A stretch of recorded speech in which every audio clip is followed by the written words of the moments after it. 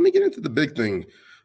Joel Embiid's recent comments, potentially a Joel Embiid departure from Philadelphia, that he opened the door there. And let's get to the quote here. I'll bring it up on the screen. Joel Embiid at the Uninterrupted Sports Film Festival with Maverick Carter interview there. He basically said, I just want to win a championship, whatever it takes. I don't know where that's going to be, whether it's in Philly or anywhere else. I just want to win and have a chance to accomplish that.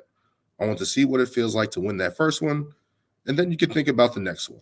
It's not easy, but it takes more than one or two, three guys. You got to have good people around you. And myself, every single day, I work hard to be at that level so I can make it happen. So every single day, I'm working towards that. Now, to me, there's nothing ultimately wrong with that quote, right? Like, that's something that everybody wants to accomplish, win a championship. But that little part there where he talks about, or maybe somewhere else, I think people are sitting there, and I've had a couple conversations with some people saying, "Oh, he's weak. He's taking the easy way out. He's trying to be in a situation where all these guys just ask to be out, be traded." And that might be true with a couple of people, like a Kyrie Irving, like a James Harden, like a Kevin Durant, in situations where these guys want to get traded as soon as something goes wrong or it's not working out. Cool. But all those situations are not like that, and I don't think that's a situation like this. Now, if we look at Joel Embiid in the playoffs, the first three games against the Celtics, he was 26 points, nearly 10 rebounds and 3 blocks on 44% shooting, way down from his MVP numbers where he was 33% and a higher field goal percentage, 33 points per game and 10 rebounds. And then in the last 3 games of the series, he kind of dipped off a little bit there, 24.7 points, 8.3 rebounds, still getting 3 blocks, but shooting 40%. And we've seen this over the past couple of years where Joel Embiid has dipped a little bit in the playoffs and not as effective as he was in the regular season. And, of course, after the MVP season that he had and really trying to chase that, to see that drop in production, maybe it's just the Celtics, maybe it's playing with James Harden and his not being as productive as he was. But Joel Embiid takes some of that blame too, right? Like his production went down a little bit. He wasn't as effective on the offensive end. All the things that we've talked about in the past years with Joel Embiid and, of course, injury history like that. And when we talk about his injury history, in 2022, he had surgery on a thumb and an index finger. He got a concussion and an orbital fracture in his face. That was against Toronto, where he missed, I believe, the first 2 games of the Miami Heat series last year. And that's crazy. Like, that's just something that you can't fight. If you get a concussion or a broken face in that case, it's very difficult to come back and then be all right and be 100% in that. And then in 2023, this year, he had a knee sprain at the end of the Brooklyn series where he missed the last game of the Brooklyn series and he missed the first game of the Celtics series, but was able to come back and try to be productive. And looking at those situations there, it's just like,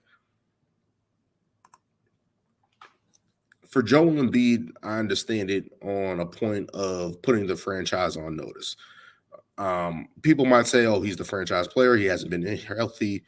He's been injured, not as productive in the playoffs, which are similar. Some of that's true. I'm going to agree with that. I'm not going to put that all on injuries and stuff like that because he has played well. He has played poorly in the playoffs at times. And you look at that and it's like, okay, I can see that. And they're 27. I believe they're 27 and 26 in the playoffs with Joel Embiid. So they're just above 500. That's not cutting it. And especially a guy who won MVP, you want to be better than that, especially a guy who you signed an extension. You want to at least get to the third round of the playoffs and then be like, okay, we can figure out something from that standpoint.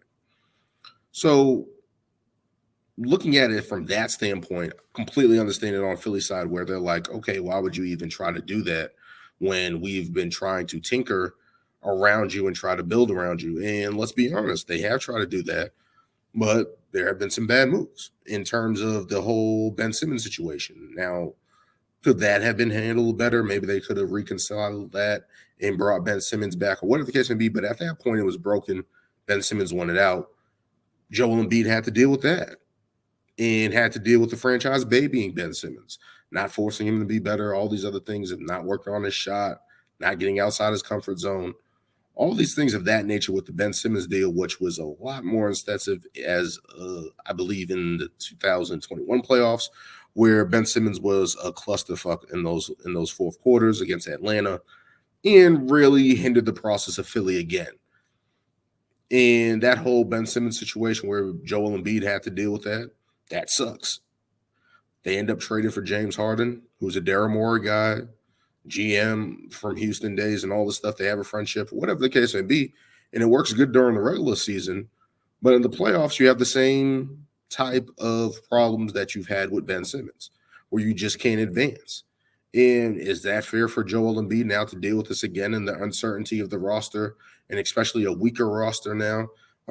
They lost Shake Milton and George Niang. And if you lose James Harden, you're back at square one. If you're not trying to get Damian Lillard, you're not trying to get a top guard in the league to play with, then you're back at square one with Philadelphia. And that's something that I don't think Joel Embiid wants to do. Right? So for him to be like, yo, you guys got to figure this out. I had to deal with the Ben Simmons situation, and now I'm dealing with the James Harden situation, where both these guys won out, and it really doesn't indirectly have anything to do with me. Now with Ben Simmons, of course, it was play style and stuff like that, and Doc Rivers kind of throwing Ben underneath the bus, what people would say. I thought he was just being honest, because after a performance like that, I don't know what else you're supposed to say. But looking at Joel Embiid's part of it is just like, yo, we keep taking steps backwards, right? Like we lost Jimmy Butler, who I was cool with, who I thought could have been on the next level, got guys going around him, which we just saw in Miami. Now, you're looking at that Miami situation, and it's like, yo, that could be us. We should be making finals appearances. We shouldn't be making Eastern Conference finals appearances. We should be better than what we are. And Philadelphia continues to take steps backwards. Although they were, again, it looked like a win when they traded Ben Simmons for James Harden, of course, because you weren't getting any production. But now you're looking at it and it's like, yo, why are we taking steps backwards? Like, and if we're going to trade James Harden, can we at least get in the Dame Lillard conversation? It doesn't even seem like they're in that conversation. Like, that's not even on the table or possibility or anything happening. And it's like, you start looking around and it's like, yo, we're not getting it done. And it's nearly a decade in Philadelphia. Nearly a decade. And it's like, yo, we're not getting any closer to our goal. And I could understand where Joel Embiid is putting the franchise on notice, saying, hey, you guys got to figure this out in terms of building this roster and making it competitive, especially after he just won MVP. He's going to be in his prime years. And, of course, he had little knick-knack injuries, but has been overall healthy, more healthier than in the years past. You got to maximize this window, this opportunity, before these other teams in the East start creeping up. The Celtics are trying to retool. The Bucks are going to try to figure it out. Miami's going to get better at some point. Indiana's adding pieces. All these other teams are starting to add up, have cap space. And that's where it leads to the Knicks situation. The Knicks, where he had Leon Rose as his agent beforehand, before he went to the New York Knicks as president and stuff like that and running their operations there. He has a connection there in New York. New York has contracts to trade. New York has young pieces. New York has draft picks. They're in a prime position to trade for somebody. And I think that's more of an opportunity for Joel Embiid and say, hey, let me go play in this other big market here, where I think a team could actually build and at least showed some at least consistency in terms of trying to turn it around recently. Like, we can say that. Like, we can look at New York and say, hey, they got Jalen Brunson, they got RJ Barrett, they got Tibbs, they actually trying to move something, actually trying to get better. Made some noise in the playoffs a little bit. Maybe that's a better situation, bigger market. Maybe we can get some free agents to go there rather than dealing with this shit in Philadelphia. That's a real option for him. I think Miami can also be an option for him. I think the Western Conference teams can be an option for him. Um, but right now, I understand Joel Embiid from that standpoint of wanting to put the franchise on notice, and guys have done this in the past. Like, I also got into another conversation with some people where people are complaining about this era, and I'm like, yo, like, Keem Olajuwon asked for a trade, Magic Johnson asked for a trade, Kareem Abdul-Jabbar asked for a trade. Shaq has forced the franchise to do certain things in Orlando. Draft players, trade players, etc. In LA, all these other things. Kobe Bryant asked for a trade. Um, like, this stuff happens. Like, this is normal power moves that franchise players should do. Like, yo, we're gonna do this, or I'm gonna have to explore my options. And that's something that Joel Embiid has to think about, especially if he wants to be in those caliber of all-time big men. Of course, he wants to, if he wants to win a championship, he kind of has to put his franchise on notice. This is what this new era of player is going to do. Apply pressure to the ownership, apply pressure to the GM, apply pressure to the franchise. Like, yo, we got to be better than this. Now, I got to do my part, of course. I got to show up. I got to be healthy. I got to be in shape. I got to be willing to put in the work. And I want to win.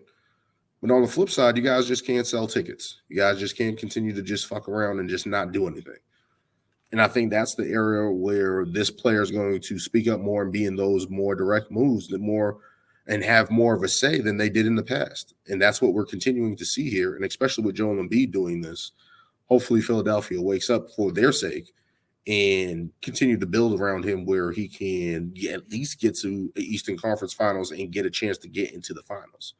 And they haven't been able to do that. They have been stuck in the second round, been stuck in the treadmill, various injuries,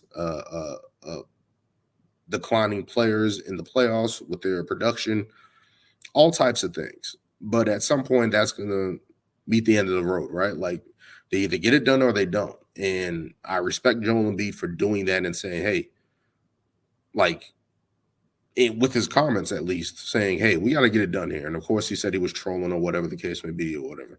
He's going to keep saying that. But no, I think he was really being serious about this and being very particular with his words, what he was saying in those situations, because it's like, again, Philadelphia needs to start winning. I think a lot of guys are going to start doing that. Like we always hear about Luka Doncic in Dallas. If they're going to be able to build a roster around him and put it together, or he's going to win out. I think Jason Tatum can also be in that same situation as one of those young players that say, hey, we got to get this done. And of course, that's on him too. It's on the star players as well. But I think a lot of guys are going to start looking at the franchises and start going, hey, what are we doing here? We can't continue to move backwards. We can't continue to be stuck in quicksand. We got to figure out a way to get over that hump. And it takes a part of the player and it takes a part of the organization to do that. And I think we're in that era where a lot of players are sitting there going, I don't want to deal with the Ben Simmons situation. I don't want to deal with the James Harden situation where we have a player that wants out every 6 months. Like, there's going to be players that are speaking up and against that at some point, whether privately or publicly. It's going to start happening. And that's the latest on Philadelphia. I feel like James Harden eventually will be traded at some point. I just don't see it making sense to continue that song and dance, especially if you're not going to extend him. Zach Lowe did say something about the CBA that where he can't do that situation where he did in Houston, where he was sitting out. And I think if he sits out 30 days, then Philadelphia can block any type of free agency transaction he wants to go do, especially because he's in an expiring deal in the last year of his contract. He doesn't have the right to go seek another deal. The only deal that he could seek will be with Philadelphia and then potentially be traded and moved. But he can't go somewhere else and then make another deal. So looking at it from that standpoint, James Harden is going to be there or he's going to be traded. In terms of Joel Embiid putting the franchise on notice, they're on the clock. They're on the clock. That's what those quotes were. That's what that meant. And we're going to see if what that brings in details in the next coming months, because they have to figure out the James Harden situation. And then they're going to have to try to build around Joel Embiid to continue their quest to get to the finals, his quest to get to the finals. So we'll see how that breaks down over the next couple of weeks. But up next on the basketball soapbox, I'm going to be talking about off-season grades for the NBA teams off seasons. I'm thinking about doing that, except for instead of trying to do a team base, one video per thing, one video per team. I think I'm just going to do the division, go over a couple teams in that situation, and talk about their offseason moves. And I think I'm going to start with the Atlantic Division because, of course, that's my team, the Boston Celtics, the New York Knicks, Toronto Raptors, uh, Brooklyn Nets, New York Knicks. I'm going to go over their off seasons and try to break that down and give a grade of what I think their moves are, what I think of their moves over the past couple months in the offseason here, their draft picks, their signings, their trades in the case of the Boston Celtics.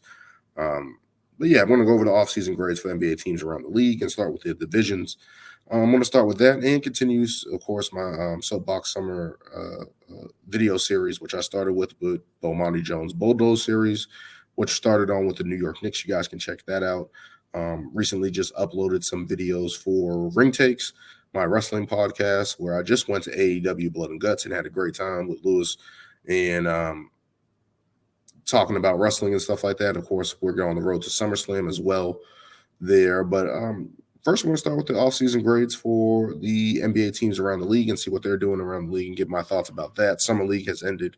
I'll give my thoughts on the Celtics at least, because that's mainly what I was watching and looking for, and seeing how Jordan Walsh was going to perform during Summer League, which I did like. So I'll talk about all that stuff there. If you like what you're hearing, and please go to the YouTube channel, Soapbox Network, like, comment, and subscribe as we continue down this road over the summer until the next season. But thank you for joining me on this one. Again, I'm going to be following up with the offseason grades in the NBA and much more, especially on the road to SummerSlam on Ring Takes. But thank you for joining me. Check out the YouTube page, like, comment, and subscribe. Thank you.